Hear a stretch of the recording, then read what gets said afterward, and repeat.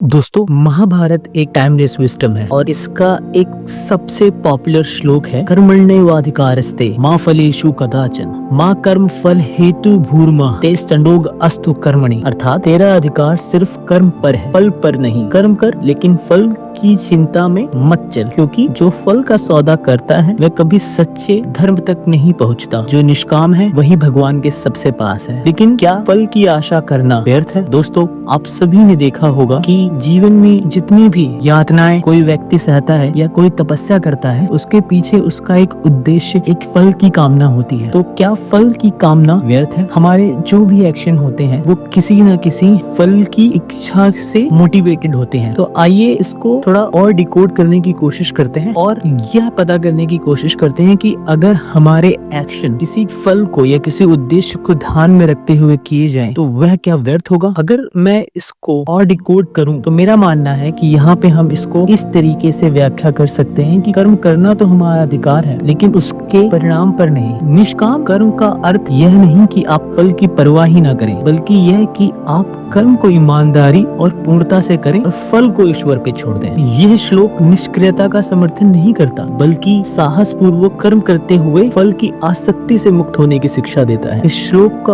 अर्थ यह नहीं है कि फल या उद्देश्य का जीवन में कोई महत्व नहीं है, बल्कि हमें कर्म को अपना धर्म बना और फल को ईश्वर की मर्जी मानकर आगे कार्य करना चाहिए। यह श्लोक हमें सिखाता है कि जीवन में कर्म की शुद्धता सबसे बड़ी पूजा है। जब हम फल की चिंता छोड़ते हैं तभी हम पूरे मन से कर्म कर पाते हैं। यह श्लोक अकर्मण्यता नहीं सिखाता, बल्कि कर्म करते हुए भीतर की आसक्ति को छोड़ने की कला सिखाता है।